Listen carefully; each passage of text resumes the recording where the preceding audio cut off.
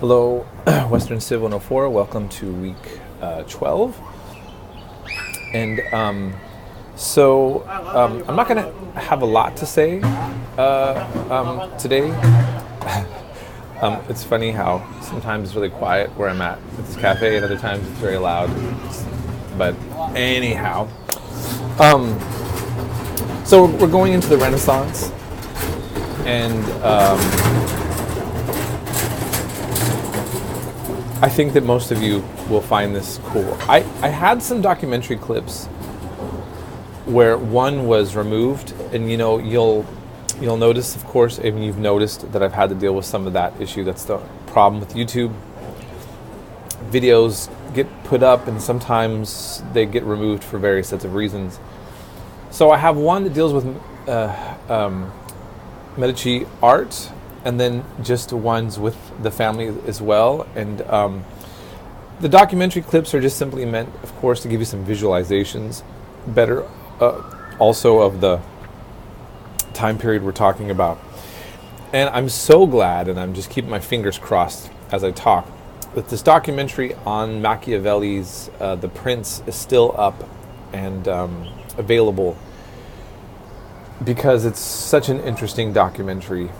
And I do think that a lot of you will really just be kind of blown away by the information in it. And it gives you a lot of insight into politics, and maybe we would say the cynical aspect of it. But I think it's highly important. And it's really good to be aware of this aspects of the Western tradition in terms of political theory and thought. That, of course, is also integrated with the world. And this is just one thing just on the side I'll just say before I go. Whether it's the works of Sun Tzu, The Art of War in China, or Machiavelli's The Prince, especially now, the world is totally globalized. So I guarantee you that there are certain Chinese officials who are studying certain Western texts like Machiavelli, The Prince, and there's certainly, of course, politicians and military tacticians in the United States that are studying Sun Tzu's Art of War, if you understand what I'm saying. So, but in any case, it's good for you to get a strong background on this. And of course, the Renaissance is, I think that it's significant in terms of the way that art and architecture and self-perception occurred within Europe. And I'll just kind of say this little note. If you notice, as we studied the legacy of Greece and Rome and the context of the Germanic tribes and the Celtic tribes in Western Europe, and the way that, as I referred to one historian who said that at first the Romans invented the barbarian, made up an imagination about the Germanic tribes and the Celts, and gave us some sort of propaganda information about them, right? Well, let's see, let this go. And then he said, and then later the barbarian reinvented the Roman, referring to Charlemagne, and creating the Germanic tribes, reinstituting the idea of being Roman.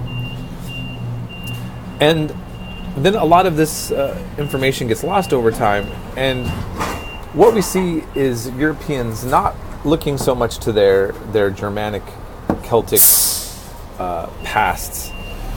And I'm sure leaving out some ethnic group in there, but those are the two main ones within Western Europe.